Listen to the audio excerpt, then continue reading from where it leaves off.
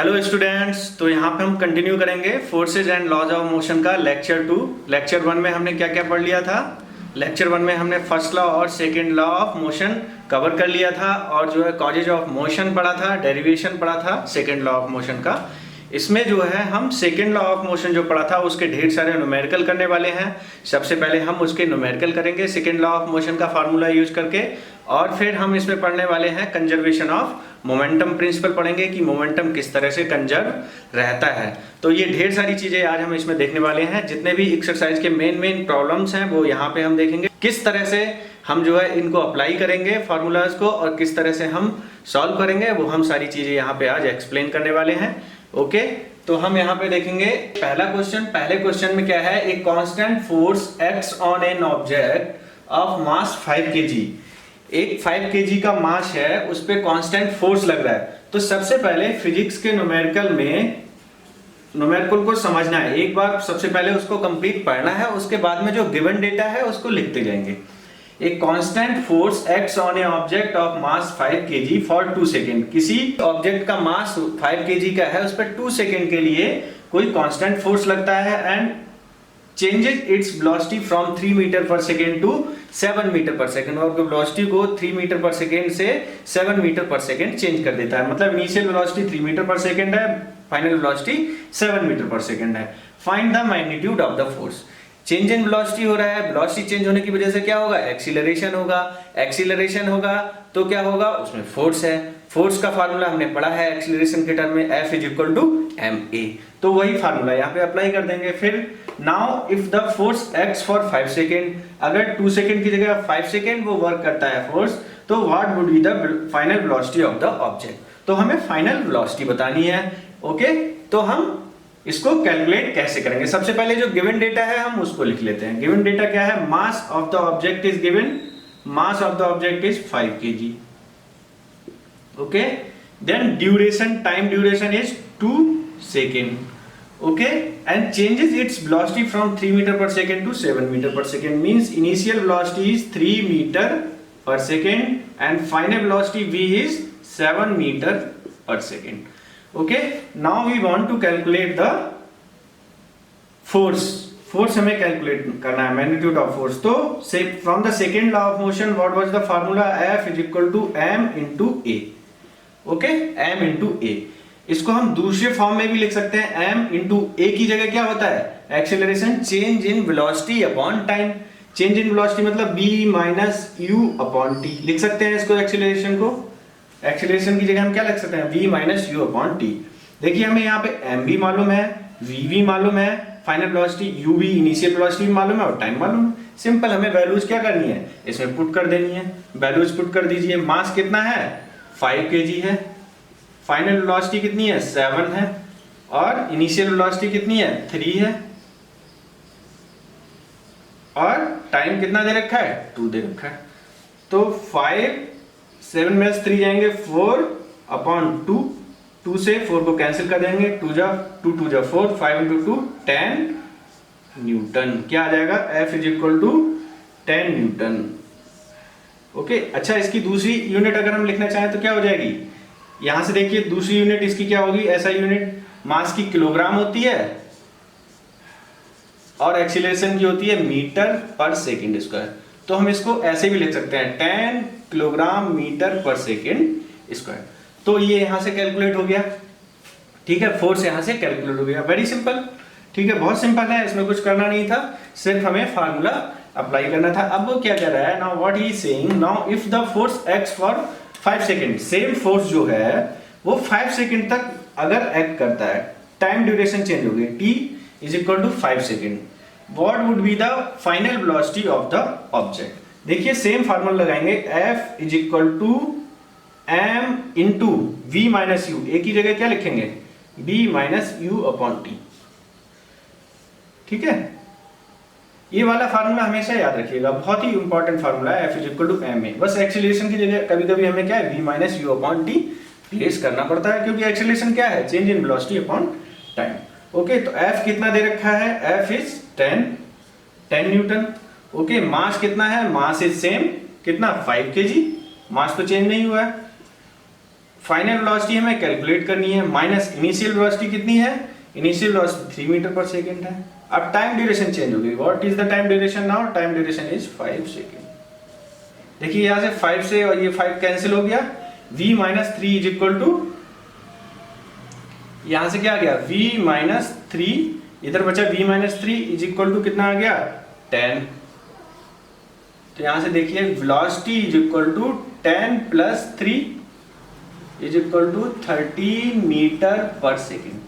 यहां से final velocity कितनी आ गई ऑब्जेक्ट की, 13 मीटर पर सेकेंड। यहाँ पे सबसे इंपॉर्टेंट चीज है, न्यूमेरिकल को सॉल्व करने से पहले उनकी यूनिट्स का बहुत ध्यान रखिए। क्या सभी की सभी एसआई यूनिट हैं? यहाँ पे देखिए मास की एसआई यूनिट थी किलोग्राम, टाइम की एसआई यूनिट थी सेकेंड, वेलोसिटी की एसआई यूनिट थी मीटर पर सेकेंड। ओके, तो यहाँ पे सारी की सारी जो यूनिट्स थी एसआई यूनिट्स थी। अगर एसआई यूनिट्स में नहीं हो तो सबसे पहले क्या करते हैं, हम उनको कन्वर्ट करते हैं। जैसे मास अगर ग्राम में दे रखा होता है तो हम सबसे पहले क्या करते हैं, उसको किलोग्राम में चेंज करते हैं। अगर टाइम आवर्स में दे रखा होता है तो सबसे पहले उसमें किस में कन्वर्ट करते हैं, सेकंड में कन्वर्ट करते हैं। वेलोसिटी अगर सेंटीमीटर पर सेकंड में दे रखी होती है सबसे पहले उसे किस में कन्वर्ट करते हैं, मीटर पर सेकंड में। उसके बाद सॉल्व करते हैं न्यूमेरिकल फार्मूला अप्लाई करके। तो ये हो गया। सेकंड एग्जांपल देखते हैं। सेकंड एग्जांपल में भी क्या है, which would require a greater force for accelerating a, accelerate करना है, accelerating a 2 kilogram mass at a 5 metre per second square. एक 2 किलोग्राम का मास है, उसको 5 मीटर पर सेकंड स्क्वायर से एक्सीलरेट करिए, और एक 4 kg का मास है, उसको 2 मीटर पर सेकंड स्क्वायर की एक्सेलरेशन से एक्सेलरेट करिए। तो किस में ज्यादा फोर्स लगाना पड़ेगा एक्सेलरेट करने के लिए, वो हमें यहाँ पे देखना है। एक 5 kg का मास है, 5 kg का, अच्छा फिजिक्स में डायग्राम से अगर चीजों को करेंगे तो बहुत इजी लगेगा, इसीलिए हमेशा जब भी पॉसिबल हो तो डायग्राम जरूर बनाइएगा। जैसा 2 kg का मास है, ये पहला मास कितना है 2 kg का, तो मास गिवन है पहला m1, m1 कितना है 2 kg का मास है, इसको एक्सेलरेट कितने से करना है 5 मीटर पर सेकंड स्क्वायर से। कितने से, 5 मीटर पर सेकंड स्क्वायर के। एक मास जो कितना है 4 kg का है, 4 kg का मतलब और बड़ा मास है। ओके, m2 कितना है 4 kg, ये गिवन है, गिवन डेटा लिखते जाएंगे। ठीक है, इसको एक्सेलरेट कितने से करना है 2 metre per second square accelerate करना। ये क्या दे रखा है, एक्सेलरेशन दे रखा है। ठीक है, m1 गिवन है, तो हम f1 निकालेंगे। पहले को एक्सेलरेट करने के लिए कितना फोर्स चाहिए, कौन सा फोर्स कैलकुलेट करना है, किसमें ज्यादा फोर्स लगेगा। ठीक है, तो F1 निकालेंगे। इसके लिए निकालेंगे कितने फोर्स की हमें जरूरत है इसको 5 मीटर पर सेकंड स्क्वायर से एक्सेलरेट करने के लिए। तो F1 इज इक्वल टू क्या फार्मूला लगाएंगे, F1 is equal to m में सेकंड लॉ ऑफ मोशन का जो फार्मूला था, तो F1 is equal to m1 into a1। यहाँ पे पहले ऑब्जेक्ट के लिए निकालना है तो इसको m1 बोल देंगे और इसको एक्सेलरेशन को क्या बोल देंगे a1। ऐसे ही इस एक्सेलरेशन को क्या बोल देंगे a2। ओके, तो m1 की जगह 2 और एक्सेलरेशन की जगह 5 लिख दीजिए, 5 metre per second square. 2 into 5 कितना हो गया 10 kilogram metre per second square, या इसको बोल सकते हैं 10 न्यूटन। फोर्स कितना आ गया 10 न्यूटन। हमने बताया था फोर्स की यूनिट क्या होती है, न्यूटन होती है।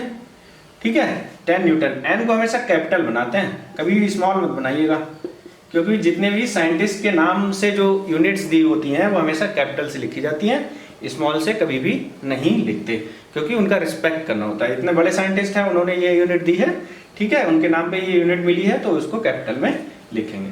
ओके, ऐसे ही हमें यहाँ से निकालना है F2 निकालेंगे। इस केस में मास अब कितना है m2 into a2, F is equal to ma वाला फार्मूला लगा देंगे। m2 यहाँ पे कितना है 4 kg और एक्सेलरेशन कितना है 2 मीटर पर सेकंड स्क्वायर, तो यहाँ पे कितना आ गया 8, 4 into 2 8 kilogram metre per second square F2।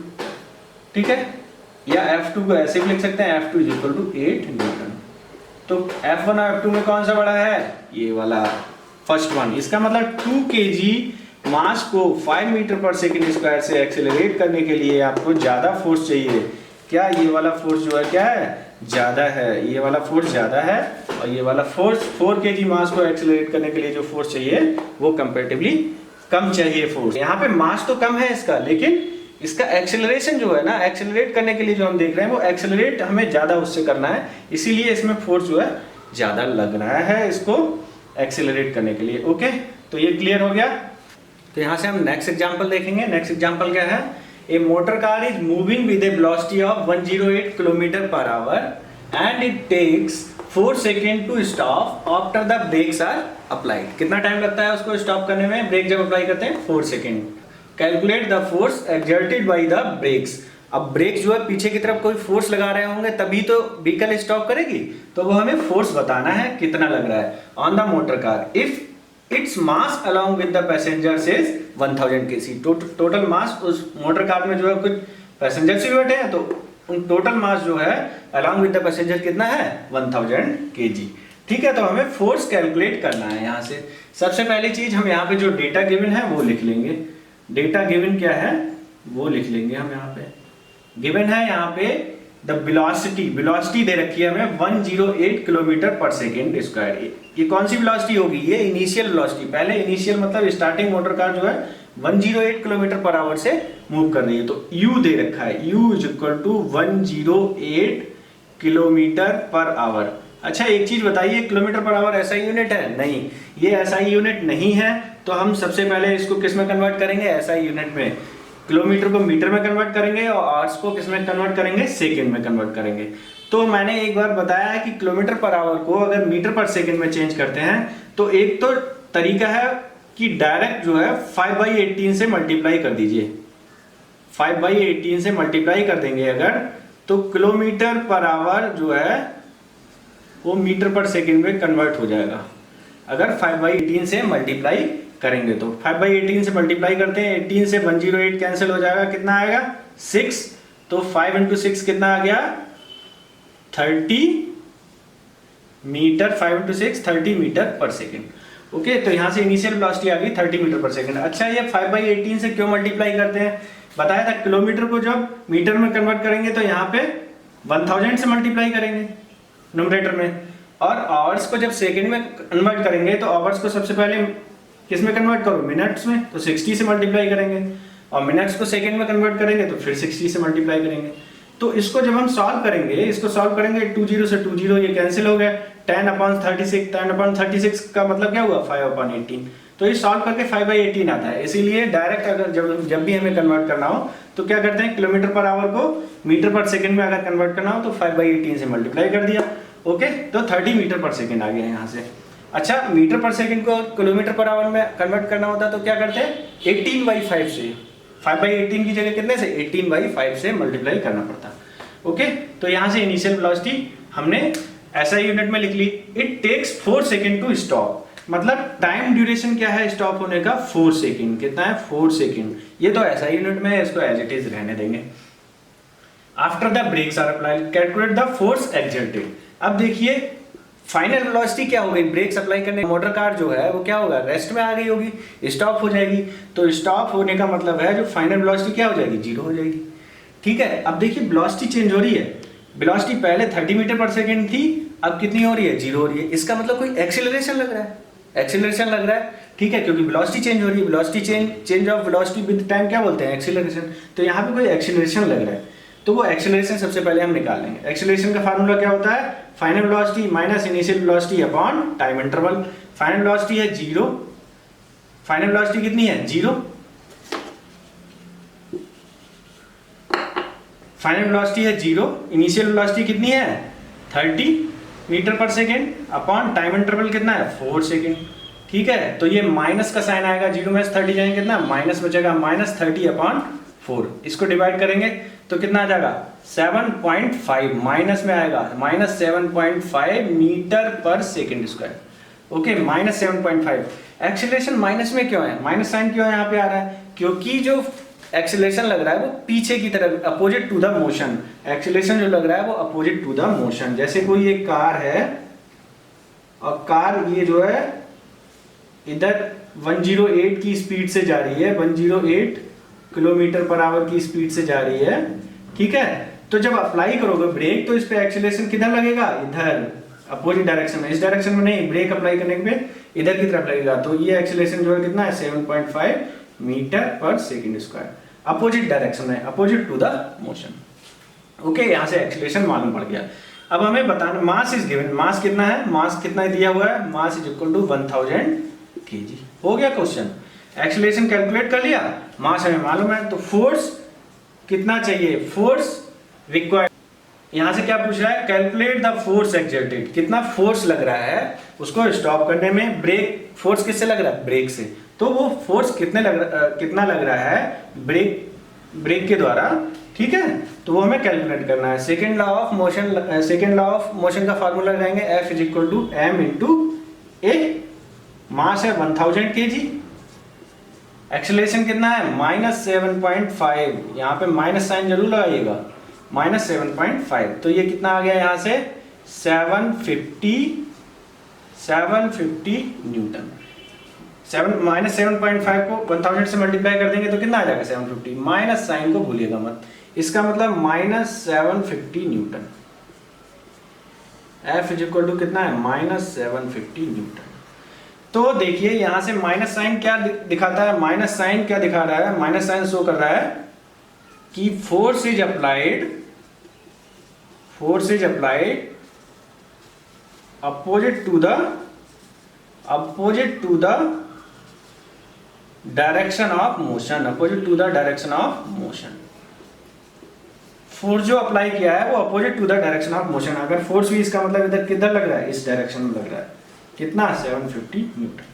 Okay, तो ये यहां से फोर्स हमने कैलकुलेट कर लिया। ओके, नेक्स्ट न्यूमेरिकल अब हम देखेंगे। नेक्स्ट न्यूमेरिकल में क्या क्या गिवन है डेटा, सबसे पहले वो देखते हैं। पहले क्वेश्चन को पढ़िए, फोर्स ऑफ 5 न्यूटन गिव्स से मास m1, मास m1 है, उस पर फोर्स कितना लग रहा है, F is equal to 5 newton. F लिख लीजिए, F कितना है 5 newton. It gives a mass m1 and acceleration of 10 metre पर सेकेंड स्क्वायर। मतलब m1 मास है, m1 की वैल्यू हमें नहीं मालूम है, m1 मास जो है उसको एक्सीलरेशन कितना दे रहा है 10 मीटर पर सेकेंड स्क्वायर। कोई m1 मास है, उस पे एक्सीलरेशन कितना हो रहा है, इस 5 न्यूटन की वजह से ये 10 मीटर पर second square. And mass m2 and acceleration of 20 metre पर सेकेंड स्क्वायर। जब सेम 5 न्यूटन का फोर्स m2 मास पे लग रहा है तो वो कितना एक्सीलरेशन प्रोड्यूस कर रहा है 20 मीटर पर सेकेंड स्क्वायर। यहाँ पे कितना प्रोड्यूस कर रहा था m1 पे 10 मीटर पर सेकेंड स्क्वायर। तो यहाँ पे सेकेंड केस में F फोर्स 5 न्यूटन ही है, m2 पे लग रहा है, m2 का वैल्यू नहीं मालूम है, m2 की वैल्यू क्या है, ठीक है, एक्सीलरेशन यहाँ पे कितना प्रोड्यूस कर रहा है 20 मीटर पर सेकेंड स्क्वायर। ओके, देखिए सारे के सारे ऐसा यूनिट में है।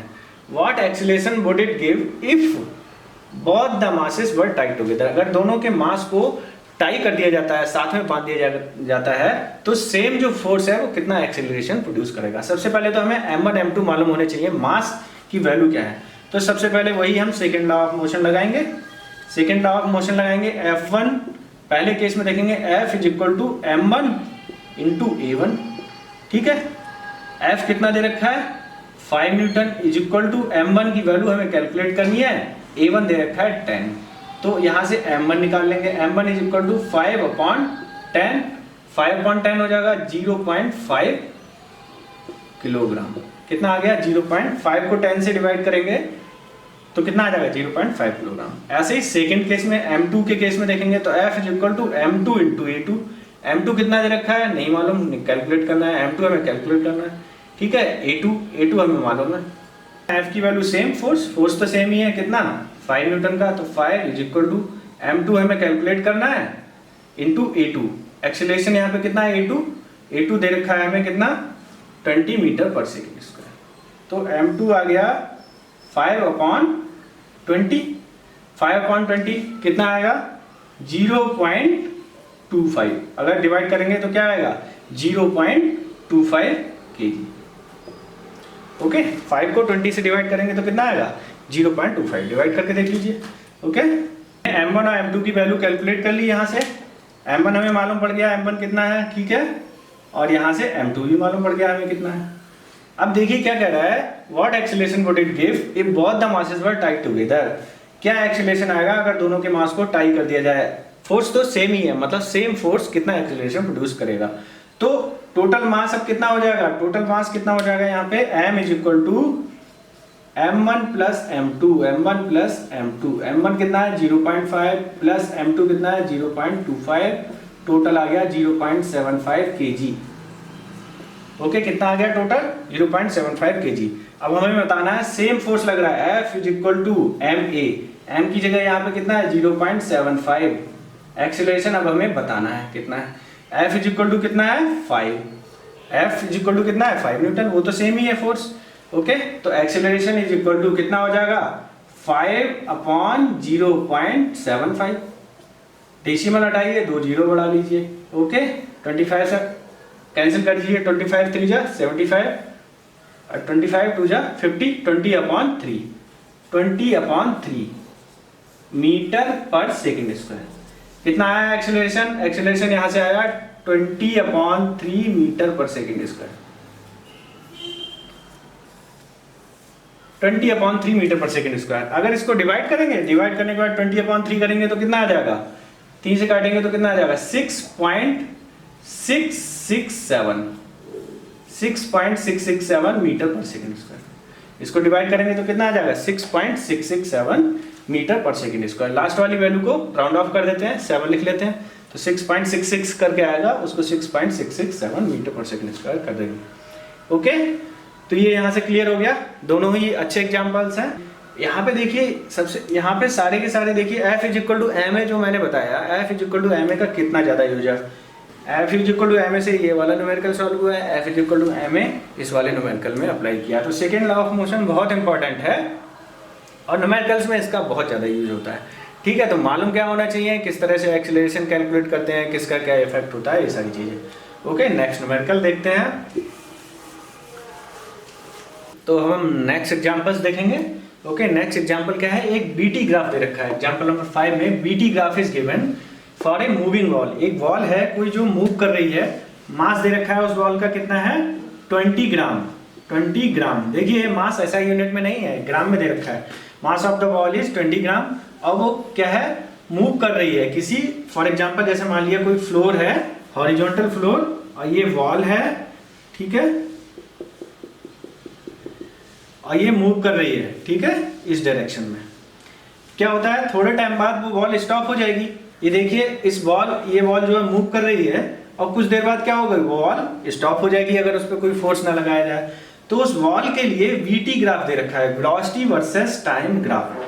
वीटी ग्राफ में जो है वेलोसिटी वर्सेस टाइम में वाई एक्सिस पे क्या होती है, वेलोसिटी होती है, और एक्स एक्सिस पे टाइम दे रखा होता है। यहां से देखिए इस ग्राफ को समझना है, पहले वेलोसिटी जो थी 20 मीटर पर सेकेंड थी, ठीक है, जब टाइम 0 था। यहां से मतलब ओरिजिन से at t equal to 0 velocity कितनी थी 20 मीटर पर सेकेंड। इसका मतलब जब बॉल स्टार्ट हुई है तब उसकी वेलोसिटी यहाँ पे 20 मीटर पर सेकेंड थी। 2 सेकेंड पे देखिए, 2 सेकेंड पे कुछ देखेंगे तो वेलोसिटी कम हो जा रही है, मतलब 15 और 20 के बीच में है। 4 सेकेंड पे और कम हो जा रही है वेलोसिटी, इसको इससे मैच कराइए। 6 सेकेंड पे देखिए वेलोसिटी और कम हो जा रही है, 10 मीटर पर सेकेंड से भी कम हो गई। 8 सेकेंड पे और कम हो जा रही है वेलोसिटी। 10 सेकेंड पे आके यहाँ पे वेलोसिटी कितनी हो जा रही है 0। 10 सेकेंड पे क्या हो जा रही है वेलोसिटी 0। इसका मतलब 10 सेकेंड बाद वेलोसिटी क्या हो जा रही है 0। यहाँ पे जब बॉडी मतलब क्या है, ये वॉल जो है रेस्ट पे आ जा रही है, वॉल रेस्ट में आ जा रही है। इसका मतलब इनिशियल वेलोसिटी कितनी है 20 मीटर पर सेकेंड और फाइनल वेलोसिटी कितनी है 0। तो किसी तरह का एक एक्सीलरेशन लग रहा है, चेंज इन वेलोसिटी है, टाइम के साथ में चेंज इन वेलोसिटी। तो यहाँ से सबसे पहले जो मास दे रखा है, मास दे रखा है तो हमें निकालना है इसमें find the force exerted, find the force exerted on the wall. क्या लिखा है, find the force exerted on the wall. बहुत ही इंपॉर्टेंट न्यूमेरिकल है, ध्यान से देखिएगा। Find the force exerted on the wall, हमें बताना है कि फोर्स एक्सर्टेड कितना है वॉल पे। ओके, तो हमें मास दे रखा है 20 ग्राम। 20 ग्राम को सबसे पहले किस में कन्वर्ट करेंगे, किलोग्राम में। किलोग्राम में कन्वर्ट करेंगे तो 1 किलोग्राम में कितने ग्राम होते हैं 1000। तो 1000 से डिवाइड कर देंगे इसको। 1000 से डिवाइड करने के बाद में कितना आ जाएगा 0. देखिए 2 जीरो है तो 2 के बाद डेसिमल लग जाएगा, 0.02 किलोग्राम। मास कितना आ गया 0.02 किलोग्राम। इनिशियल वेलोसिटी 20 मीटर पर सेकेंड दे रखी है, फाइनल वेलोसिटी 0। टाइम इंटरवल कितना देखा है, कितनी देर में ये 0 हो जा रही है वेलोसिटी 10 सेकेंड पे। तो टाइम इंटरवल कितना है 10 सेकेंड। तो यहाँ से एक्सीलरेशन फाइंड आउट कर लो। एक्सीलरेशन कितना लग रहा है, acceleration final velocity minus initial velocity upon time. Final velocity 0 है, इनिशियल वेलोसिटी 20 है और टाइम इंटरवल कितना है 10। टाइम इंटरवल कितना है 10। तो यहाँ से कितना आ जाएगा माइनस -2 मीटर पर सेकेंड स्क्वायर। यहाँ से एक्सीलरेशन कितना आ गया, -2 मीटर पर सेकेंड स्क्वायर। ओके, यहाँ से जो है वेलोसिटी हमने किस में ली है, मीटर पर सेकेंड में ली है। वेलोसिटी किस में ली है, मीटर पर सेकेंड। ओके, तो यहाँ से एक्सीलरेशन कितना आ गया, -2 मीटर पर सेकेंड स्क्वायर। अब हमें निकालना है find the force exerted on the wall. तो F is equal to m into A. m कितना है 0.02। एक्सीलरेशन देखिए माइनस में आया, माइनस मतलब क्या है, एक्सीलरेशन किधर लग रहा है, अपोजिट डायरेक्शन में। कितना, -2 मीटर पर सेकेंड स्क्वायर। ये एक्सीलरेशन किधर लग रहा है, अपोजिट डायरेक्शन में, इसलिए माइनस साइन आया। तो 0.02 m इंटू -2, तो -0.04 न्यूटन। फोर्स कितना आ गया, -0.04 न्यूटन। अच्छा ये देखिए, ये फोर्स निगेटिव में आया है। यहाँ पे ऐसा कौन सा फोर्स है जो अपोजिट डायरेक्शन में लग रहा है, ये निगेटिव में आया है। तो ऐसा कौन सा फोर्स होगा इस बॉल पे, हम बॉल को अगर 20 मीटर पर सेकंड की एक बार वेलोसिटी दे दें फ्लोर पे और थोड़ी देर बाद वो रुक जाती है, किस फोर्स की वजह से रुकती है, कौन सा फोर्स होता है जो मोशन को अपोज करता है और जो दो सरफेस जब कांटेक्ट करती हैं उनके बीच में लगता है, कौन सा फोर्स होता है, फ्रिक्शन फोर्स। कौन सा फोर्स होता है वो, फ्रिक्शन फोर्स। तो ये कौन सा फोर्स है, फ्रिक्शनल फोर्स। ये कौन सा फोर्स है, फ्रिक्शनल फोर्स। जब आप बॉल को ड्रॉप करेंगे फ्लोर पे 20 मीटर पर सेकेंड की वेलोसिटी से, थोड़ी देर बाद वो बॉल जो है स्टॉप हो जाएगी, रेस्ट में आ जाएगी, due to the frictional force between these two surfaces. मतलब दो सरफेस कौन कौन सी हैं, एक फ्लोर जिस पे आप है उसकी सरफेस और वॉल की सरफेस जो कांटेक्ट बना रही है, उनके बीच में फ्रिक्शनल फोर्स लग रहा है। ठीक है, तो ये वाला न्यूमेरिकल हो गया, ग्राफ का न्यूमेरिकल अब हमने देख लिया। ओके, तो हम सेकंड न्यूमेरिकल अब देखेंगे। ये एक्सरसाइज का न्यूमेरिकल नंबर 3 है। सबसे पहले हम पढ़ेंगे इसको। एक truck starts from rest and rolls down a hill with a constant acceleration. ठीक है, रेस्ट से स्टार्ट करता है एक ट्रक। रेस्ट से अगर कोई ट्रक स्टार्ट कर रहा है, इसका मतलब initial velocity of the truck is 0। जो गिवन डेटा है सबसे पहले उसको लिख लेंगे। What is given, the initial velocity of the truck is 0 and starts with a constant acceleration. Acceleration कैसा है, कांस्टेंट है। ये देखिए, अंडर कांस्टेंट एक्सीलरेशन इसका मोशन हो रहा है। It travels a distance of 400 metre. मतलब डिस्टेंस ट्रेवल्ड एज कितनी है, 400 metre. Okay, in 20 second. Time interval कितना है, कितनी देर में 400 मीटर ट्रेवल कर ले रहा है, in 20 second. Okay, find the force acting on it. हमने क्या निकालना है, what we have to calculate, we have to calculate the force acting on it. Obviously कोई एक्सीलरेशन है तो उस पर फोर्स लग रहा होगा। ठीक है, वो फोर्स कैलकुलेट करना है। If its mass is 7 ton, mass दे रखा है, mass is given is 7 ton. Ton जो होती है मास की बिगर यूनिट होती है। 1 टन में जो होते हैं 1000 kg। 1 ton is equal to कितना होता है, 1000 kg। हैवी मास को मेजरमेंट करने के लिए जो है टन का यूज करते हैं। तो m इज इक्वल टू क्या हो जाएगा, अगर kg में कन्वर्ट कर, सबसे पहले SI यूनिट में कन्वर्ट करेंगे। तो m is equal to 7 into 1000 is equal to 7000 kg। Okay, now the first thing is we have to calculate the acceleration. Acceleration हम कैसे कैलकुलेट करेंगे, that is we have to see here. देखिए यहाँ पे under constant acceleration motion हो रहा है। Motion is under constant acceleration. अगर हम इस क्वेश्चन को देखें तो जैसे मान लिया एक ट्रक है और कोई एक इंक्लाइंड सरफेस पे, डाउन द हिल मतलब कोई इंक्लाइंड सरफेस है उस पर ट्रेवल कर रहा है। तो जैसे मान लिया ये कोई ट्रक होगा और ये कोई इंक्लाइंड सरफेस है, इस तरह से इस पे अंडर कांस्टेंट एक्सीलरेशन, इसका एक्सीलरेशन क्या है, constant, under constant acceleration move कर रहा है। यहाँ रेस्ट से स्टार्ट कर रहा है, मतलब इनिशियल स्टार्टिंग 0 है। उसके बाद में जो है ये कितना ट्रेवल कर ले रहा है, डिस्टेंस 400 मीटर। कितना, 400 मीटर अंडर 20 सेकेंड। कितनी देर में, 20 सेकेंड में। मतलब 20 सेकेंड के बाद ट्रक जो कहाँ आ जा रहा है, यहाँ पे। ओके, इस तरह से। तो first we have to find out the acceleration. अच्छा, तो हम यहाँ पे देखिए इक्वेशंस ऑफ मोशन पढ़ी थी हमने। Equations of motion first chapter में इक्वेशंस ऑफ मोशन पढ़ी थी। उसकी हेल्प से इक्वेशंस ऑफ मोशन क्यों लगाएंगे, इक्वेशंस ऑफ मोशन कब लगती हैं, जब अंडर कांस्टेंट एक्सीलरेशन। जब कांस्टेंट एक्सीलरेशन होता है तो हम किसका यूज करते हैं, इक्वेशंस ऑफ मोशन का। तो we have to apply the equations of motion क्योंकि इक्वेशंस ऑफ मोशन हम कब अप्लाई करते हैं, अंडर कांस्टेंट एक्सीलरेशन। जब भी कांस्टेंट एक्सीलरेशन लग रहा हो we have to apply the equations of motion. Okay, तो कौन सी इक्वेशंस ऑफ मोशन अप्लाई करनी पड़ेगी, यहाँ पे एस गिवन है, एस मालूम है हमें, और क्या मालूम है, टी मालूम है, वी नो द टी, और एक्सीलरेशन हमें निकालना है, यू भी मालूम है। तो सेकेंड इक्वेशन ऑफ मोशन देखिए, S is equal to U T plus half A T square. Okay, second equation of motion यहाँ से अप्लाई करेंगे। एस इज इक्वल टू रखिए 400 मीटर, यू मालूम है 0, इनिशियल वेलोसिटी 0, 0 इंटू टी हो जाएगा 0, plus half acceleration है यहाँ से फाइंड आउट करना है, और टी की जगह 20 का स्क्वायर। ओके, तो 400 इज इक्वल टू, ये तो 0 हो गया, और ये बता इधर कितना है, हाफ इंटू ए इंटू 400, 20 का स्क्वायर क्या हो जाएगा 400। ये 400 से 400 कैंसिल, क्रॉस मल्टीप्लाई कर लेंगे इधर, तो 2 जो है इधर आ जाएगा, यहाँ पे 1 है, 1 इंटू 2, 1 इंटू 2 मीटर पर सेकेंड स्क्वायर। एक्सीलरेशन कितना आ गया यहाँ से, 2 मीटर पर सेकेंड स्क्वायर। यहाँ से देखिए एक्सीलरेशन मालूम पड़ गया हमें, acceleration is equal to 2 metre पर second square. Now you have to find out the force acting on it। force is equal to क्या होता है, m into a। Second law of motion apply करेंगे, m कितना दे रखा है 7000 into acceleration कितना है 2 मीटर पर सेकेंड स्क्वायर, तो force is equal to 14,000 newton. यहां से देखिए जो फोर्स अप्लाई हो रहा है इस पे वो कितना लग रहा है 14,000 न्यूटन। अच्छा देखिए, इन केस ऑफ, ये देखिए इंक्लाइन प्लेन पे क्या है, ये ट्रक आ रहा है। इंक्लाइन प्लेन पे अगर कोई भी बॉडी रेस्ट से स्टार्ट करती है तो क्या है, वो ऑटोमेटिकली अपने आप नीचे जाती है। जैसे हम साइकिल है कोई स्लोप पे चलाएं, अगर किसी साइकिल को स्लोप पे चलाएं और पैडल ना मारें, तब भी वो साइकिल क्या है, स्टार्ट अपने आप मूव करना शुरू कर देती है, मतलब उसकी वेलोसिटी धीरे धीरे बढ़ती जाती है।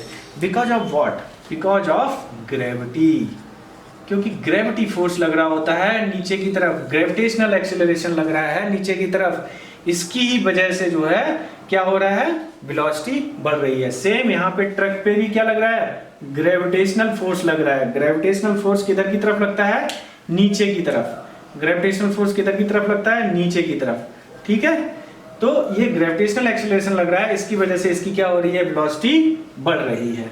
ठीक है, अच्छा आप कोई बोलेगा कि ग्रेविटेशनल एक्सीलरेशन तो 9.81 होता है, 9.8 मीटर पर सेकंड स्क्वायर होता है, लेकिन यहाँ पे तो जो है acceleration 2 metre per second square आ रहा है निकल के। ऐसा क्यों है, 9.81 आना चाहिए था। ऐसा इसीलिए है क्योंकि ये ट्रक जो है वो किसी इंक्लाइन प्लेन पर मूव कर रहा है, वर्टिकली नहीं ड्रॉप हो रहा। अगर वर्टिकली ड्रॉप होता, अगर बिल्कुल वर्टिकली ड्रॉप होता तो जी की वैल्यू 9.8 आती कैलकुलेट करके, लेकिन इसका इस ग्रेविटेशनल फोर्स का एक कंपोनेंट जो है इधर इसके अगर कंपोनेंट करें परपेंडिकुलर कंपोनेंट, तो इसका एक कंपोनेंट जो है वो इधर की तरफ वर्क कर रहा है। उस एक्सीलरेशन का उस कंपोनेंट की वैल्यू जो है वो 2 मीटर पर सेकंड स्क्वायर है। अरे वर्टिकली अगर डाउनवर्ड गिर रही होती कोई चीज तो जी की वैल्यू 9 पॉइंट होती, लेकिन ये इंक्लाइन प्लेन पे जा रही है, इसीलिए यहाँ पे एक्सीलरेशन की वैल्यू कितनी है 2 metre per second square. Okay, तो अब एक्सीलरेशन लग रहा है तो इसका मतलब क्या है, एक्सीलरेशन मतलब फोर्स लग रहा है, ग्रेविटेशनल फोर्स जो है उसका एक कंपोनेंट इधर लग रहा है, तो उसकी वैल्यू कितनी है 14,000 न्यूटन। ओके, ये क्लियर हो गया, बहुत ही इंपॉर्टेंट न्यूमेरिकल है, अच्छा न्यूमेरिकल है, क्योंकि इसमें हमने क्या है सेकेंड लॉ ऑफ मोशन भी यूज किया है, F is equal to ma, और इक्वेशंस ऑफ मोशन को भी यूज किया है इसमें। ओके, तो यहाँ पे हम 2 न्यूमेरिकल और देखेंगे, ये भी सेकेंड लॉ ऑफ मोशन से रिलेटेड है दोनों न्यूमेरिकल। फर्स्ट न्यूमेरिकल ये है आपका न्यूमेरिकल एक्सरसाइज जो है एनसीईआरटी की, उसका 6 न्यूमेरिकल है। Stone of 1 kg is thrown with a velocity of 20 metre पर second and comes to rest after travelling a distance of 50 metre. एक स्टोन है उसको थ्रो किया 20 मीटर पर सेकेंड की वेलोसिटी से, इसका मतलब इनिशियल वेलोसिटी गिवन है कितना 20 मीटर पर सेकेंड। ओके, जो गिवन है उसको लिखते जाइए। एंड कम्स टू रेस्ट तो मतलब फाइनल वेलोसिटी 0 है after travelling a distance of 20 metre. कितनी डिस्टेंस ट्रेवल कर रहा है 50 metre, sorry, after travelling distance of 50 metre. What is the force of friction between the two surfaces. Okay, final velocity मालूम है, comes to rest, final velocity क्या है 0।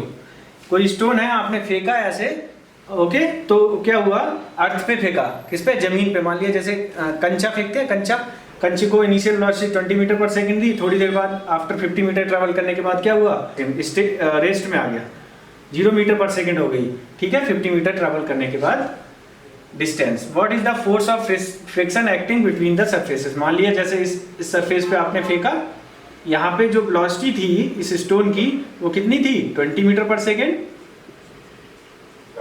और यहाँ पे जाके 50 मीटर ट्रैवल करने के बाद जो है वेलोसिटी कितनी हो गई, ये कितनी है, 50 मीटर डिस्टेंस। मान लिया 50 मीटर डिस्टेंस ट्रैवल करने के बाद वेलोसिटी कितनी हो गई, 0 हो गई, ठीक है। What is the force of friction. तो यहाँ पे जो फोर्स ऑफ फ्रिक्शन कितना लग रहा है, फोर्स ऑफ फ्रिक्शन अपोजिट लगता है मोशन के, तो किधर लगेगा, अपोजिट डायरेक्शन में लगेगा, ठीक है। वो कितना लग रहा है, that we have to calculate.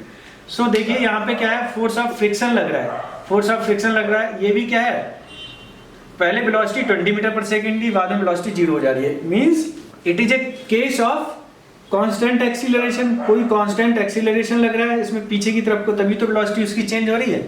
तो हम क्या है, इक्वेशंस ऑफ मोशन लगाएंगे, क्या लगाएंगे, कांस्टेंट एक्सीलरेशन है तो इक्वेशन ऑफ मोशन का यूज करेंगे, ठीक है।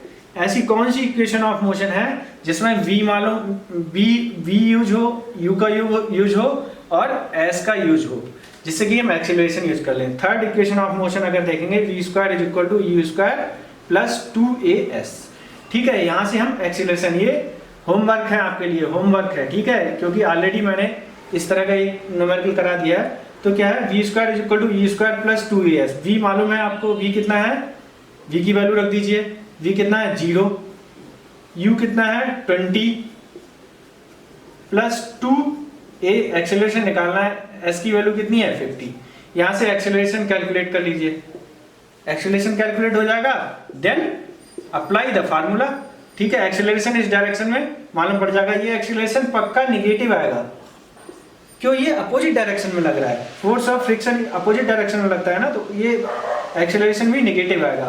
तो यहाँ से फोर्स ऑफ फ्रिक्शन निकाल लीजिए, F is equal to m into acceleration, ठीक है। एक्सेलरेशन की जो वैल्यू आए वो यहाँ पे पुट कर दीजिए इस इक्वेशन में, और यहाँ से फोर्स ऑफ फ्रिक्शन निकाल दीजिए, ये भी कैसा आएगा, निगेटिव। ये एक्सेलरेशन, यहाँ से फोर्स ऑफ फ्रिक्शन कैसा आएगा, निगेटिव आएगा। निगेटिव का मतलब क्या है, opposite to the friction force, opposite to the motion,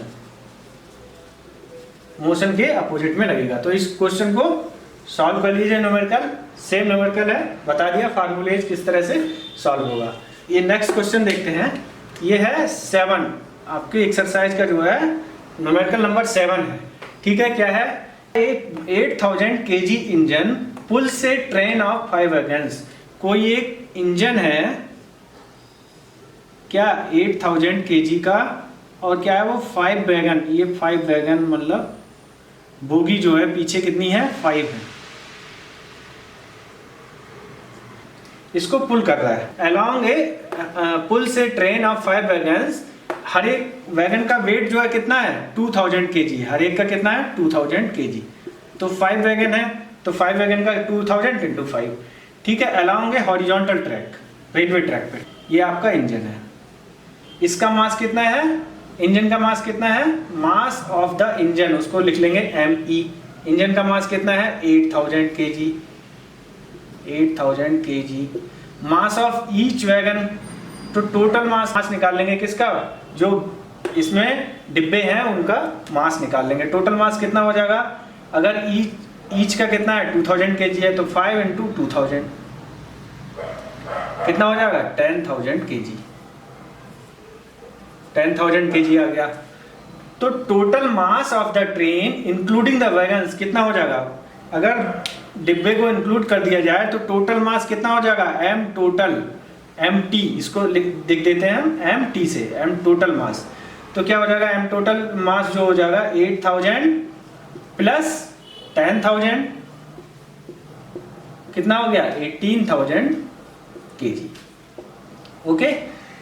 if, अब यहां से आगे बढ़ते हैं, इफ इंजन एक्सर्ट से फोर्स ऑफ 40,000 न्यूटन, फोर्स कितना लगा रहा है इंजन फोर्स लगा रहा है 40,000 न्यूटन का फोर्स लगा रहा है, किधर की तरफ, आगे की तरफ। ये 40,000 न्यूटन किधर लग रहा है, आगे की तरफ। बहुत ही इंपॉर्टेंट क्वेश्चन है, इसको ध्यान से देखिए। And track offers A frictional force of 5000 Newton.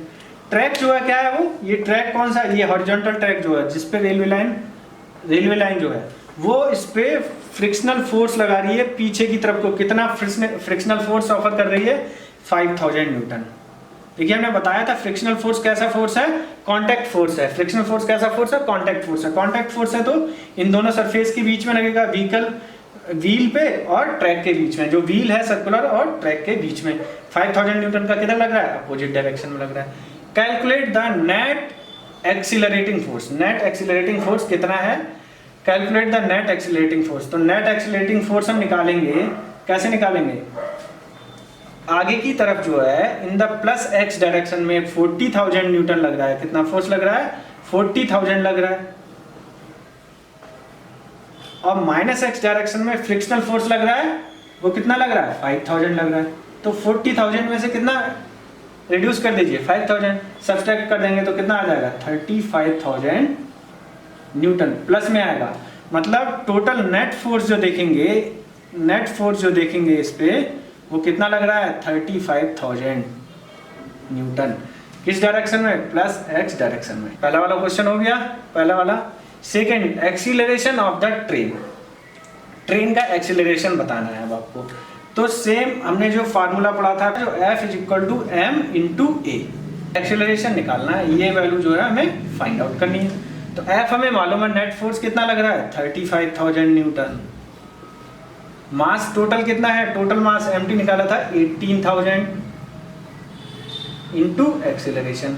Acceleration को कैलकुलेट करेंगे तो ये 18,000 इसके डिनोमिनेटर में चले जाएंगे, 35,000 अपॉन 18,000। 3 0 से 3 0 कैंसिल कर दीजिए और इसको इससे डिवाइड करेंगे तो 1.94 आ जाएगा। डिवाइड करने के बाद इसका मतलब एक्सीलरेशन कितना आएगा, एक्सीलरेशन = 1.94 मीटर पर सेकेंड स्क्वायर। तो इस पे जो है ये कितने एक्सीलरेशन से ये ट्रेन जा रही होगी, इस पे एक्सीलरेशन होगा 1.94 मीटर पर सेकेंड स्क्वायर। हो गया ये क्वेश्चन, बहुत ही इंपॉर्टेंट है। ठीक है, रेलवे ट्रैक और ये सारे examples daily to daily life में हम देखते रहते हैं, तो उस तरह का ये न्यूमेरिकल हो गया आपका। ओके, तो सेकेंड लॉ ऑफ मोशन पे एक न्यूमेरिकल हम और देखेंगे, उसके बाद में जो है हम पढ़ेंगे थर्ड लॉ ऑफ मोशन पढ़ेंगे और कंजर्वेशन ऑफ मोमेंटम थ्योरी पढ़ेंगे और उसके 1-2 न्यूमेरिकल्स देखेंगे। क्या है, an automobile vehicle has a mass of 1500 kg। Automobile vehicle है, उसका mass is given is 1500 kg। What must be the force between the vehicle and the road if the vehicle is to be stopped. Force उनके बीच में कितना लग रहा है, vehicle के बीच में और व्हीकल और रोड के बीच में फोर्स लगेगा। किस तरह का फोर्स होगा, वो फोर्स ऑफ फ्रिक्शन लगेगा। ऑब्वियसली कोई व्हीकल है, अगर ऑटोमोबाइल है कोई इस तरह की और वो रोड पे मूव कर रही है, इसका मान लिया मास कितना है, 1500 kg है। तो कह रहे हैं the force between the vehicle and the road if the vehicle is to be stopped with a negative acceleration. मतलब नेगेटिव एक्सीलरेशन का मतलब क्या है, व्हीकल पे कोई नेगेटिव डायरेक्शन में कोई फोर्स, वो एक्सीलरेशन लग रहा है, कितना, 1.7 मीटर पर सेकेंड स्क्वायर का। अगर 1.7 मीटर पर सेकेंड स्क्वायर का नेगेटिव डायरेक्शन में एक्सीलरेशन लग रहा है ड्यू टू फ्रिक्शन, तो क्या होगा, व्हीकल थोड़ी देर के बाद में स्टॉप हो जाएगी, नहीं हो जाएगी। ओके, व्हीकल क्या होगी, थोड़ी देर में स्टॉप हो जाएगी। यहाँ पे व्हीकल क्या होगी, थोड़ी देर में स्टॉप हो जाएगी। मतलब यहाँ पे वेलोसिटी क्या हो जाएगी, 0 हो जाएगी। तो एक्सीलरेशन क्या है, यहाँ पे नेगेटिव एक्सीलरेशन है, तो acceleration is equal to -1.7 metre पर सेकेंड स्क्वायर। एक्सीलरेशन को यहाँ पे माइनस लिखेंगे। तो सेम हम सेकेंड लॉ, यहाँ पे सेकेंड लॉ ऑफ मोशन का फार्मूला लगाएंगे, F = m × a।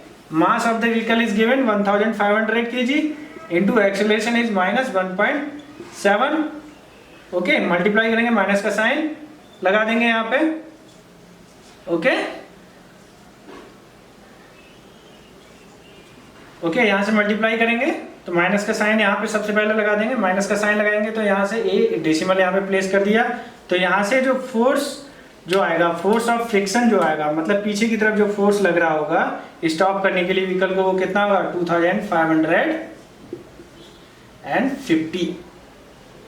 ठीक है, 2550। इनको मल्टीप्लाई कर लेंगे, कितना आ जाएगा, F इज इक्वल टू 2550। ध्यान रखिए यहाँ पे माइनस साइन का है, नेगेटिव साइन बहुत इंपॉर्टेंट है, साइन कभी मत भूलिएगा। कोई भी अगर वेक्टर क्वांटिटी है तो साइन बहुत ही ज़्यादा वैल्यू रखता है, मतलब वो बताता है कि फोर्स है या एक्सीलरेशन है या वेलोसिटी है वो किस डायरेक्शन में है। साइन हमेशा डायरेक्शन को बताता है। साइन किसको बताता है? डायरेक्शन को बताता है। तो यहाँ से निगेटिव आ रहा है साइन, इसका मतलब वो फोर्स इस डायरेक्शन में लग रहा है। किस डायरेक्शन में? माइनस एक्स डायरेक्शन में लग रहा है, इसीलिए वो निगेटिव है। तो यहाँ पे फोर्स जो लगेगा कितना लग रहा है? 2550 का। ये कैसा फोर्स है? This is a force of frictional force, force of friction force. Okay, तो ये यहाँ से ये न्यूमेरिकल आपका हो गया। अब हम पढ़ेंगे थर्ड लॉ ऑफ मोशन और कंजर्वेशन ऑफ मोमेंटम प्रिंसिपल। ठीक है, थर्ड लॉ ऑफ मोशन क्या होता है? थर्ड लॉ ऑफ मोशन को हम डेली लाइफ में कहीं ना कहीं देखते हैं और हम जो है डेली लाइफ में यूज भी करते हैं इसको। जैसे कि for example I am standing here, यहाँ पे थर्ड लॉ ऑफ मोशन लग रहा है। अगर मैं यहाँ पे खड़ा हूँ, कैसे थर्ड लॉ ऑफ मोशन क्या होता है? थर्ड लॉ ऑफ मोशन की पहले हम डेफिनेशन देखते हैं, फिर मैं एग्जांपल्स बताता हूँ कि किस तरह से हम इसको डेली लाइफ में देखते हैं।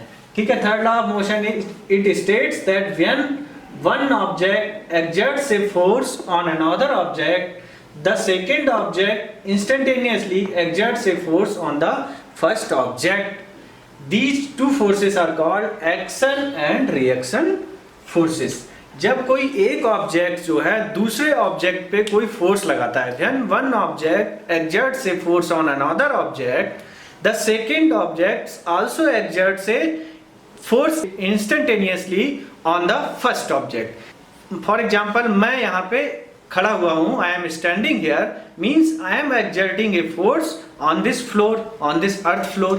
ठीक है, कितना? Is equal to my weight. कितना एक्सर्ट कर रहा हूँ फोर्स मैं इस फ्लोर पे? Equal to my weight. For example if I am 70 kg, तो मैं 70 kg का जो वेट है अगर फोर्स देखूंगा तो 70 इंटू 9.8। ठीक है, तो अराउंड 700 न्यूटन वेट जो है मैं जो है इस अर्थ पे एक्सर्ट कर रहा हूँ, इस फ्लोर पे एक्सर्ट कर रहा हूँ। तो 700 न्यूटन का फोर्स अर्थ भी मेरे ऊपर लगा रही है। फॉर एग्जाम्पल जैसे अगर देखें, मैं यहाँ पे खड़ा हुआ हूँ, I am standing here, I am exerting a force of 70 kg। kg को अगर न्यूटन में कन्वर्ट करेंगे तो 7 इंटू 9.8, ओके, न्यूटन में कन्वर्ट हो जाएगा। कितना आ जाएगा? 686 न्यूटन। ओके, कितना आ जाएगा? 686 न्यूटन। इसका मतलब ये अर्थ फ्लोर है, अगर ये फ्लोर है, I am standing on the floor, तो मैं नीचे की तरफ को मेरा वेट लग रहा है ड्यू टू ग्रेविटेशनल फोर्स। कितना फोर्स लग रहा है? 686 न्यूटन का।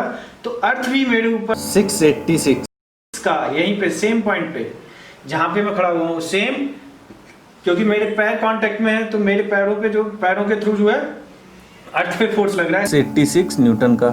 तो मेरे पैर पे ऊपर की तरफ भी कितना फोर्स लग रहा होगा? 686 न्यूटन का अपवर्ड फोर्स लग रहा होगा। मतलब इस डिफिनीशन का यही है, व्हेन एक ऑब्जेक्ट जब दूसरे पे फोर्स लगाता है तो दूसरा ऑब्जेक्ट भी पहले वाले ऑब्जेक्ट पे उतना ही इक्वल इन मैग्नीट्यूड, क्या? Equal in magnitude, equal in magnitude, ये ध्यान रखना है। जो अपोजिट फोर्स लग रहा है वो कैसा है? Equal in magnitude and opposite in direction,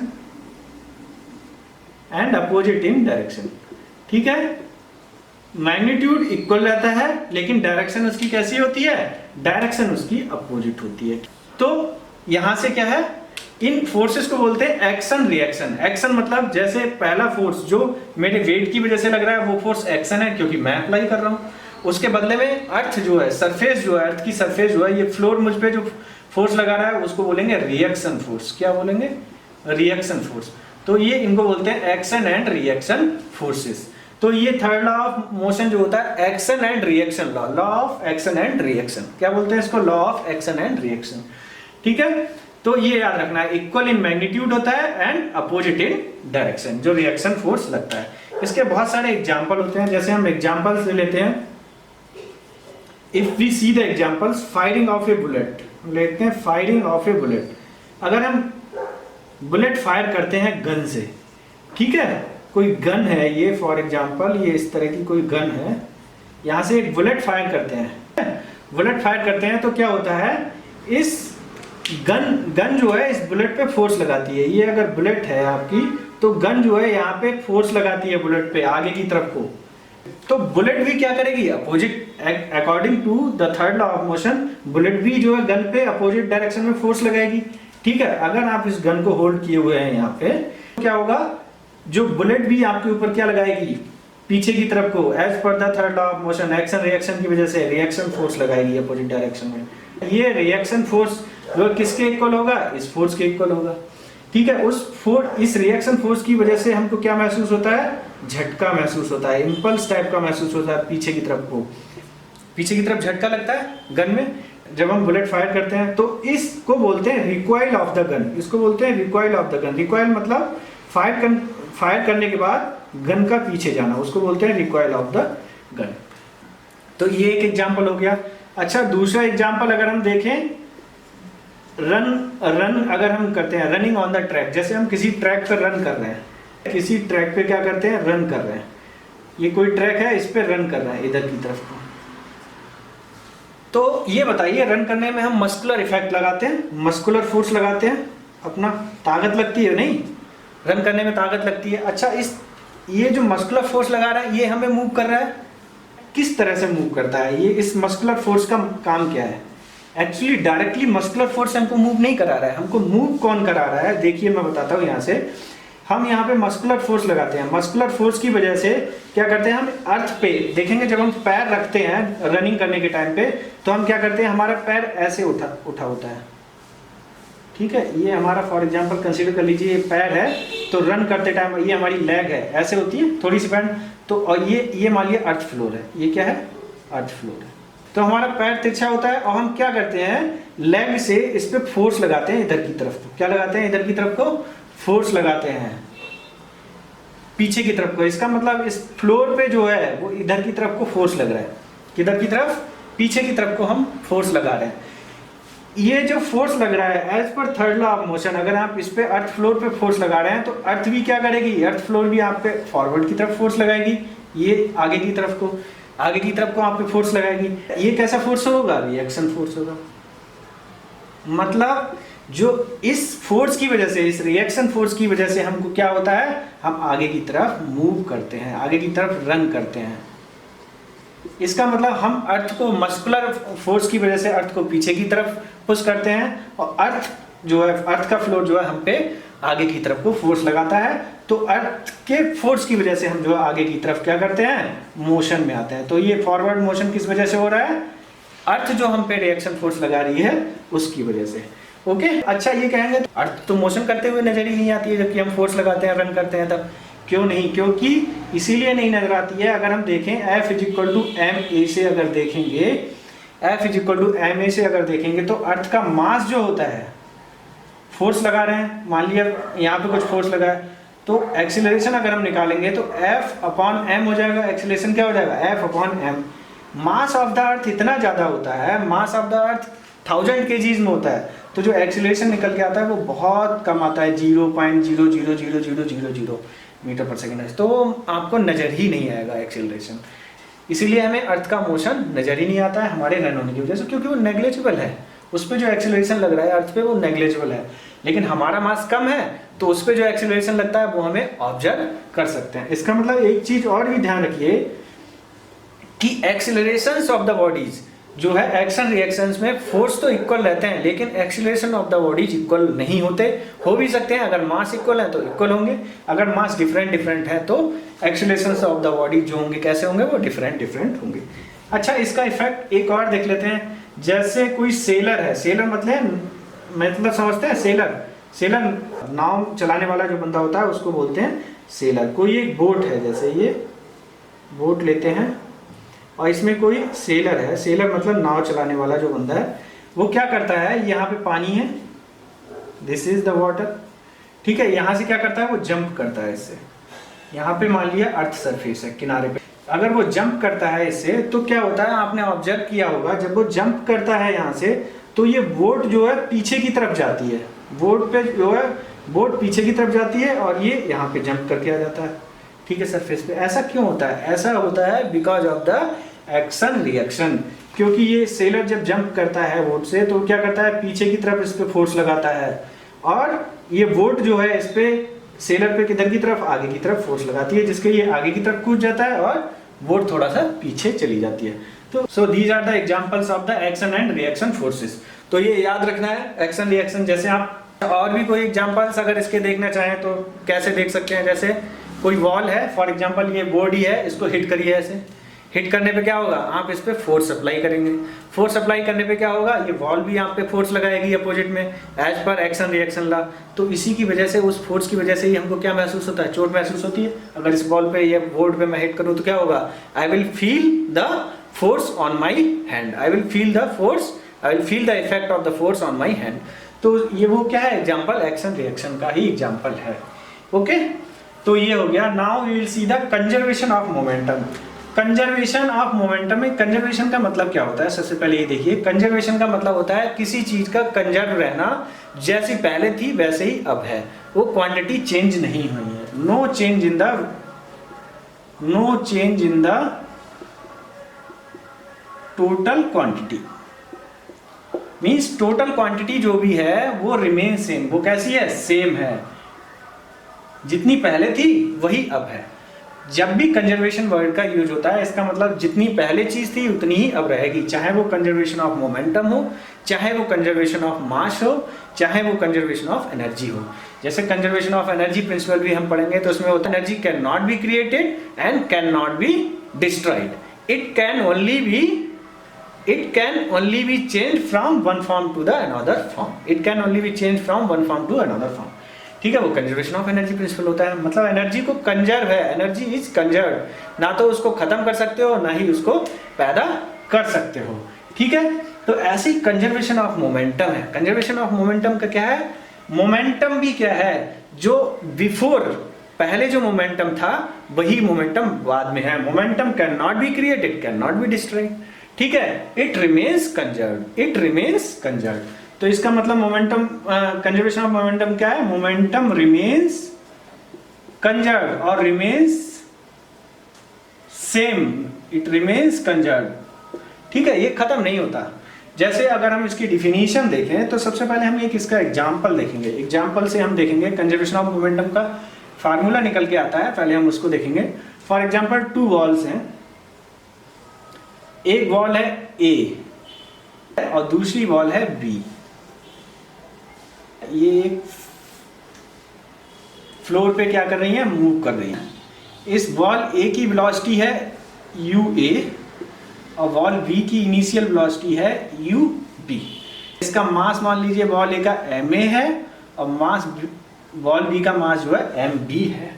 मान लीजिए यहाँ पे वेलोसिटी UA जो वेलोसिटी है, पहली वॉल की जो इनिशियल वेलोसिटी है वो ज़्यादा है दूसरी वॉल की वेलोसिटी से। मान लीजिए, जैसे फॉर एग्जांपल ये मान लीजिए 10 मीटर पर सेकेंड है और ये 5 मीटर पर सेकेंड है, और यहाँ पे मान लीजिए कोई भी फोर्स ऑफ फ्रिक्शन नहीं लग रहा है। इस फ्लोर पे जो है there is no force of friction, means no unbalanced force, no unbalanced force. इस पे कोई भी अनबैलेंस्ड फोर्स नहीं लग रहा है, ये मान के चलिए, कोई और फोर्स नहीं है इसके अलावा। ठीक है, तो क्या होगा जब कोई force of friction, unbalanced force नहीं लग रहा है, मतलब फ्रिक्शन फोर्स भी कैसा है, एब्सेंट है। फ्रिक्शनल फोर्स भी एब्सेंट होगा, मतलब नो फ्रिक्शनल फोर्स। तो क्या होगा अगर इसकी वेलोसिटी ज़्यादा है बॉल ए की और बॉल बी की वेलोसिटी कम है, तो थोड़ी देर बाद क्या होगा, बॉल ए जो है वो बॉल बी से जाके टकराएगी, इट विल कोलाइड, इसको बोलते हैं कोलिजन। इसको क्या बोलते हैं, कोलिजन। तो ये बॉल जो है ए जो है बॉल बी से टकराएगी। यहाँ पे देखिए, अब यहाँ से टकराएगी तो क्या करेगी, फोर्स एक्सर्ट करेगी बॉल बी पे। ये बॉल बी पे क्या करेगी, फोर्स एक्सर्ट करेगी। किस डायरेक्शन में, बॉल ए बॉल बी पे फोर्स लगाएगी, इसको बोल देते हैं FAB। ए बॉल बी पे लगा रही है इसीलिए इसको बोलते हैं FAB, फोर्स लगा रही है। अब एज पर दिस लॉ, मतलब as per third law of motion, action reaction, law of action reaction की वजह से बॉल बी भी क्या करेगी, इंस्टेंटेनियसली बॉल ए पे अपोजिट डायरेक्शन में फोर्स लगाएगी, उसको बोलेंगे FBA। ठीक है, ये अपोजिट डायरेक्शन में फोर्स लगाएगी। थोड़ी देर बाद में क्या देखते हैं हम, क्या देखेंगे कि ये बॉल जो है फिर डिफरेंट वेलोसिटी से मूव करना शुरू हो जाती है। अगर देखेंगे यहाँ पे मैं दूसरा डायग्राम बनाऊं तो आफ्टर कोलिजन क्या होगा, कोलिजन होने के बाद में इस बॉल ए की वेलोसिटी जो है बी ए हो जाती है और बॉल बी की वेलोसिटी जो है बी बी हो जाती है। बॉल ए की वेलोसिटी बी ए हो जाती है आफ्टर कोलिजन। ये क्या है, आफ्टर कोलिजन। आफ्टर कोलिजन जो है बॉल ए की वेलोसिटी कितनी हो जाती है, बी ए हो जाती है और बॉल बी की वेलोसिटी बी बी हो जाती है। तो यहां से देखिए अगर हम एफ ए बी निकालना चाहें, एफ ए बी क्या है, applied force. F A B is the applied force by ball A on ball B.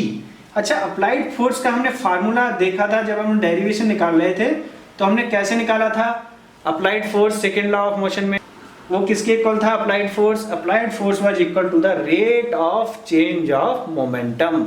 Rate of change of momentum किसके इक्वल था, rate of change of momentum के।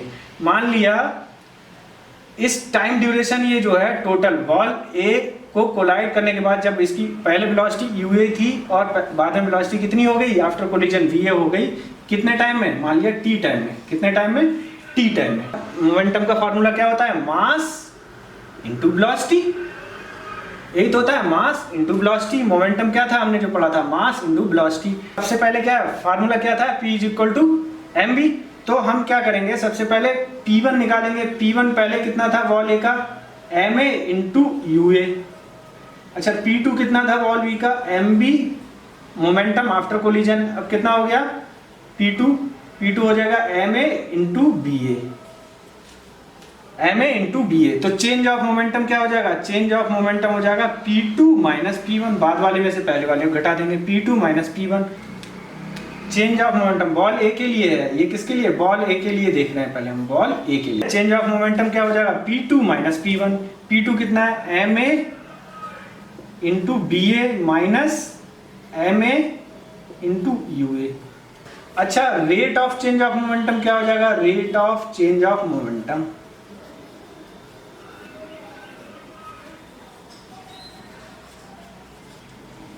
Rate of change of momentum क्या हो जाएगा ball ए का, वो देखते हैं अभी। बॉल ए का rate of change of momentum कैसे कैलकुलेट करेंगे हम, रेट हमने बताया था, रेट मतलब पर टाइम, पर सेकेंड। तो बॉल ए की वेलोसिटी यूए से बीए होने में कितना टाइम लगा है, टी टाइम लगा है। तो rate of change of momentum हो जाएगा P2 minus P1 upon T, means ma into B A minus ma into U A upon T. निकल गया ये rate of change of momentum निकल गया।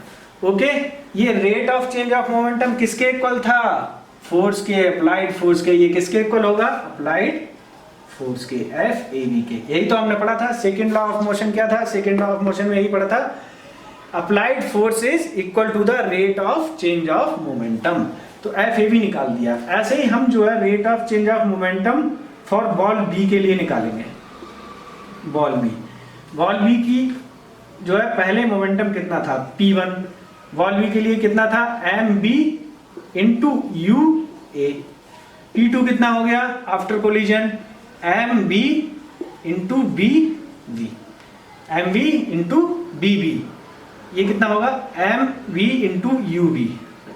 mb पहले था mb इंटू यू बी, बाद में हो गया P2 equal to mb into B B. Change of momentum क्या हो गया, P2 माइनस P1। चेंज जब भी निकालते हैं तो फाइनल में से बाद वाले में से पहले वाला घटाते हैं, P2 minus P1, mb into B B minus mb into U B. और rate of change of momentum निकालेंगे for ball B. Rate of change of momentum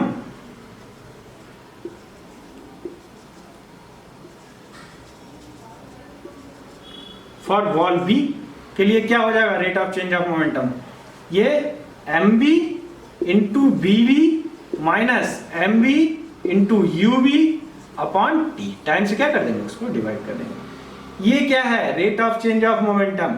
ये बॉल बी के इसके किसके इक्वल होगा, अप्लाइड फोर्स के। अप्लाइड फोर्स कौन सा फोर्स, जो बॉल बी ए पे लगा रही है। जो बॉल बी किस पे लगा रही है, ए पे लगा रही है। जो बॉल बी किस पे लगा रही है, ए पे लगा रही है। ये एफ ए बी है और ये एफ बी ए है।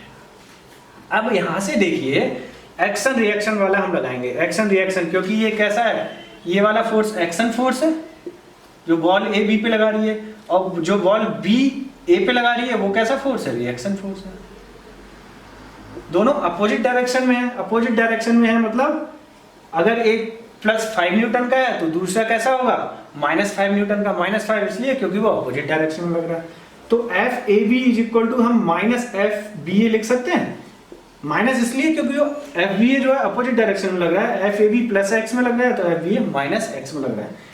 FAB की यहाँ से वैल्यू रख दीजिए, MA into BA minus MA into UA upon T is equal to MB into BB minus MB into UB upon T से T कैंसिल आउट हो गया, तो यहाँ पे लिख देंगे MA into BA minus MA into UA is equal to MB into BB minus MB into UB। तो यहाँ पे एक तरफ कर लेंगे, यहाँ पे माइनस साइन, यहाँ पे माइनस साइन लगेगा, ये माइनस है तो यहाँ पे भी माइनस साइन है, यहाँ पे माइनस साइन है तो यहाँ पे माइनस साइन लगेगा। माइनस साइन की वजह से ये जो है माइनस MB BB हो जाएगा और ये प्लस MB इंटू BB। अब इसको इधर ले जाइए, जो इनिशियल वाले हैं वेलोसिटी वो एक तरफ कर लीजिए, तो उधर ले जाएंगे और ये वाली टर्म को क्या करेंगे, इधर लेफ्ट में ले आएंगे। तो MA इंटू VA प्लस ये माइनस है प्लस हो जाएगा, तो MB into VB is equal to MA into UA plus MB into UB, या फिर इसको इधर लेफ्ट में लिख लीजिए, तो MA into UA plus MB into UB, right hand side को लेफ्ट में लिख लिया और लेफ्ट वाले को राइट में, MA into VA plus MB into BB। यहां से देखिए क्या मालूम पड़ रहा है, ये क्या है, ये MA इंटू UA क्या है, P1, momentum of ball A before collision. Momentum of ball A, अगर इसका हम देखेंगे मोमेंटम क्या है अभी, MA into UA, momentum of ball A before collision. MB into BB क्या है, MB इंटू BB अगर देखेंगे तो मोमेंटम ऑफ बॉल B, इसको P1A बोल दीजिए, इसको P1B बोल दीजिए, तो momentum of ball B before collision MB into UB। Okay, ये क्या है, ये है momentum of ball B after collision, क्योंकि इसकी वेलोसिटी क्या हो जा रही है, ये क्या है P1 डैश A, तो ये क्या है MA into BA after collision, P1 dash B, P1 dash B कितना है MB इंटू BB। इसका मतलब बिफोर कोलिजन जो बॉल्स का था P1, यहां से देखेंगे P1A plus P1B is equal to P1A dash plus P2, ये क्या हो जाएगा P1B डैश। ठीक है, इसका मतलब क्या हुआ, मोमेंटम, इसका मतलब हुआ मोमेंटम जो है before the collision, momentum of two balls, momentum of both the balls before collision is equal to the momentum of both the balls after collision. Means जो क्वांटिटी पहले थी उतनी ही क्वांटिटी कितनी है अब बाद में है, मतलब मोमेंटम इज सेम, वही तो मैं बता रहा था, there is no change in the total quantity, total quantity remains same. पहले जितना मोमेंटम था उतना ही मोमेंटम क्या है अभी है बॉल्स का। अब देखिए यहां से definition, means sum of momentum of two objects before collision. देखिए सम ऑफ मोमेंट्स क्या है, ये sum of momentum of two objects before collision. Before collision जो है sum of moments MA into UA plus MB into UB, तो ये sum of moments क्या है, ये है पहले before collision is equal to the sum of moment after the collision. After the collision क्या है मोमेंट, वही MA into BB plus MB into BB is equal, क्या है वो आपस में इक्वल है। तो यहां से जो फार्मूला निकाला है वो इसको सेटिस्फाई कर रहा है डिफिनीशन को। Moment after the provided there is no unbalanced force, unbalanced force नहीं होना चाहिए, मतलब किसी तरह का फोर्स ऑफ फ्रिक्शन क्या या कोई अदर फोर्सेस नहीं लगना चाहिए, कोई भी एक्सटर्नल फोर्स नहीं रहना चाहिए। ओके, तो यहां से कंजर्वेशन ऑफ मोमेंटम क्लियर हो गया। बहुत ही इंपॉर्टेंट प्रिंसिपल है ये कंजर्वेशन ऑफ मोमेंटम। ओके, इसके ढेर सारे न्यूमेरिकल जो है आते हैं एग्जाम में, सेकेंड लॉ ऑफ मोशन पे और कंजर्वेशन ऑफ मोमेंटम पे सबसे ज्यादा न्यूमेरिकल्स पूछे जाते हैं। इवन आगे फर्दर स्टडीज में भी इसका बहुत यूज होता है, कंजर्वेशन ऑफ मोमेंटम का और सेकेंड लॉ ऑफ मोशन का। तो इसको याद रखिएगा, M A U A plus M B U B is equal to M A V A plus M B B B plus M B B B. अलग अलग तरह से भी इसको बोलते हैं बहुत सारे लोग, ठीक है, अलग अलग तरह से m1u1 plus m2u1 is equal to m1 b1 plus m2 b2। इस तरह से भी अलग अलग तरह से बुक्स में लिखा हुआ मिल जाएगा, बट जो तरीका है वो चेंज नहीं होगा, जो इसका कॉन्सेप्ट है वो किसी बुक में चेंज नहीं होगा, न्यूमेरिकल सॉल्व करने का तरीका है वो भी कहीं पे चेंज नहीं होगा। कोई भी न्यूमेरिकल फिजिक्स का सॉल्व करते हैं तो बेसिक कॉन्सेप्ट ही उस पर लगते हैं। अब हम इसके न्यूमेरिकल्स देखेंगे, 2-3 न्यूमेरिकल देखेंगे और उसी के साथ ये लेक्चर खत्म करेंगे। ओके, अब हम जो है कंजर्वेशन ऑफ मोमेंटम जो हमने फार्मूला पढ़ा था उस पर हम न्यूमेरिकल देखने वाले हैं। ये न्यूमेरिकल क्या है, सबसे पहले उसको पढ़ेंगे। An object of mass 1 kg travelling with the velocity of 10 metre पर सेकेंड। 1 kg का मास है, ठीक है, तो m1 कितना दे रखा है, ma मान लीजिए, ma कितना दे रखा है, ma इज 1 kg। Okay, this is given data, ठीक है। ma is equal to 1 kg with a velocity of 10 metre पर सेकेंड से मूव कर रहा है, मतलब वेलोसिटी कितनी है उस ए ऑब्जेक्ट की, 10 मीटर पर second. Okay, it collides with, क्या करता है, दूसरे एक ऑब्जेक्ट से टकराता है एंड स्टिक्स टू, स्टिक मतलब चिपकना, उससे स्टिक कर जाता है to a stationary block of mass 5 kg। मान लिया दूसरे ब्लॉक जो है उसका मास mb जो है कितना है, 5 kg। कितना है दूसरे ब्लॉक का मास, 5 kg, उससे स्टिक कर जाता है।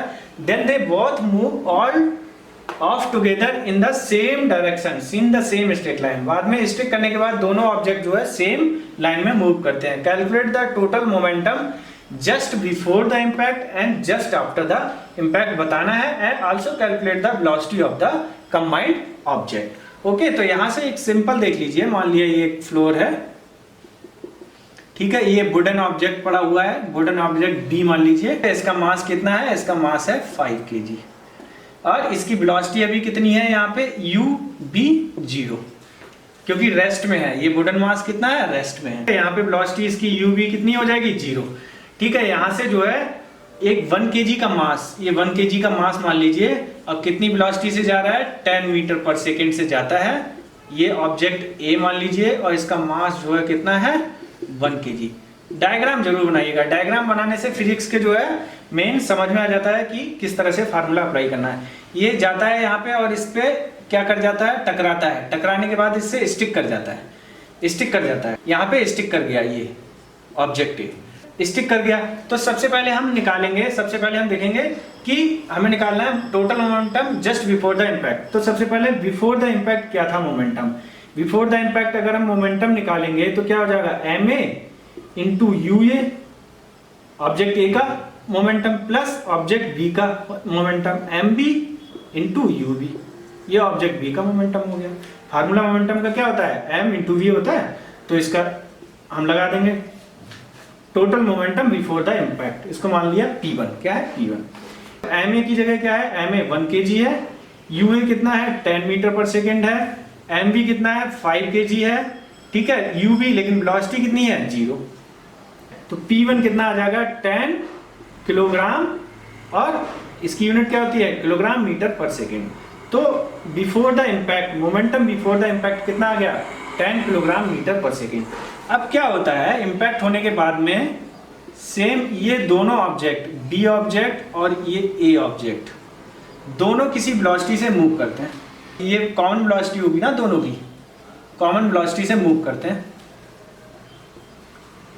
आफ्टर इम्पैक्ट, इम्पैक्ट होने के बाद में। तो हमने बिफोर द इम्पैक्ट बता दिया, आफ्टर द इम्पैक्ट क्या होगा, आफ्टर द इम्पैक्ट क्या होगा, इसका हमें वेलोसिटी निकालनी पड़ेगी। सबसे पहले क्या करनी पड़ेगी, वेलोसिटी निकालनी पड़ेगी। इस केस में मास कितना हो जाएगा, टोटल मास, टोटल मास हमें दोनों का लेना पड़ेगा। टोटल मास कितना हो जाएगा, m1 ma plus mb, ma मास कितना है 1 kg प्लस mb कितना है 5 kg, टोटल मास आ गया 6 kg।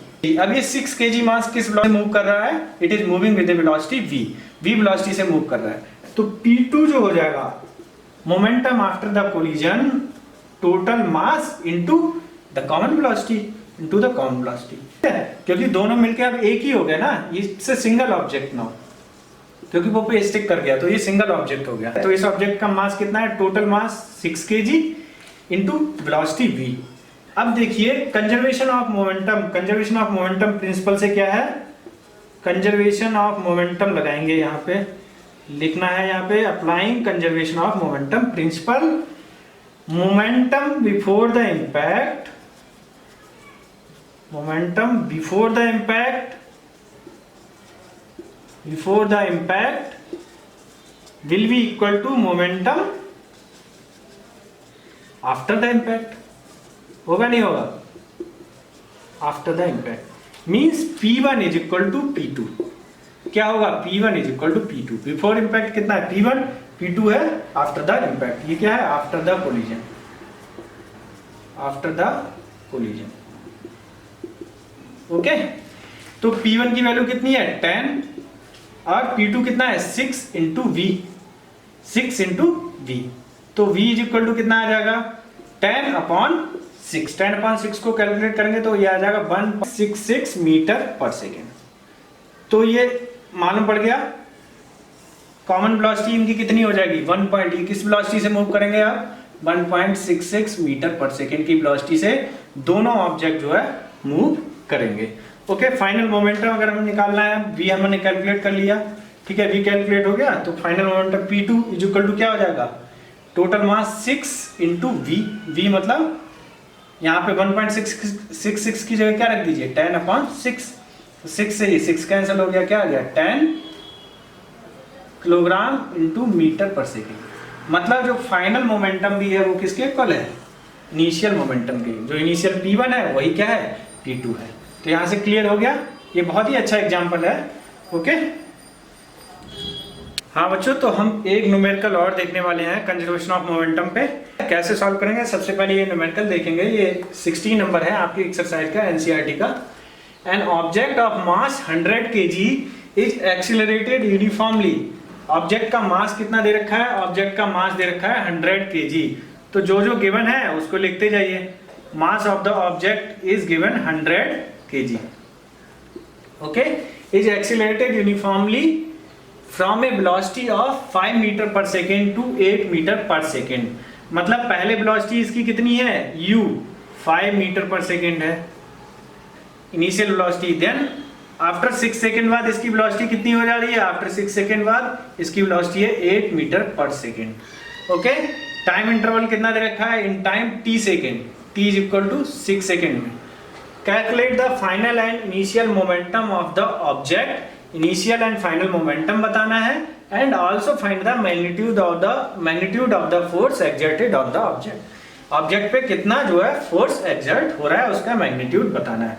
तो सबसे पहले सिंपल है, हम क्या निकालेंगे मोमेंटम, इनिशियल मोमेंटम क्या होगा ऑब्जेक्ट का, mass into velocity, mass into velocity, velocity कितनी है u, तो मास कितना दे रखा है 100 kg, वेलोसिटी इनिशियल कितनी है 5, तो 5 इंटू 100 क्या आ गया 500 किलोग्राम मीटर पर सेकेंड, ये क्या आ गया इनिशियल मोमेंटम आ गया। फाइनल मोमेंटम क्या हो जाएगा, फाइनल मोमेंटम आफ्टर 6 सेकेंड में क्या होगा इसका, मास इंटू फाइनल वेलोसिटी, तो मास कितना है 100 kg इंटू फाइनल वेलोसिटी कितनी है 8 मीटर पर सेकेंड, तो कितना आ गया 800 किलोग्राम मीटर पर सेकेंड, ये फाइनल मोमेंटम आ गया। सिंपल 1 लाइन का क्वेश्चन है। अब निकालना है कैलकुलेट द फोर्स, फोर्स निकालना है। अच्छा ये देखिए यहाँ पे क्या है, वेलोसिटी चेंज हो रही है, पहले 5 मीटर पर सेकेंड है, बाद में वेलोसिटी 8 मीटर पर सेकेंड है, कितने 6 सेकेंड में चेंज हो रही है। इसका मतलब there is rate of change of velocity, there is a rate of change of velocity, है नहीं है, रेट ऑफ चेंज है वेलोसिटी का। अच्छा rate of change of velocity क्या कहते हैं, उसी को क्या बोलते हैं एक्सीलरेशन, इसका मतलब देयर इज ए एक्सीलरेशन। यहाँ पे भी इन्होंने बोला है यूनिफॉर्मली एक्सीलरेशन, कि बॉडी जो है यूनिफॉर्मली एक्सीलरेट कर रही है, तो हमें ये एक्सीलरेशन कैलकुलेट करना है। एक्सीलरेशन क्या होता है, final velocity minus initial velocity upon time.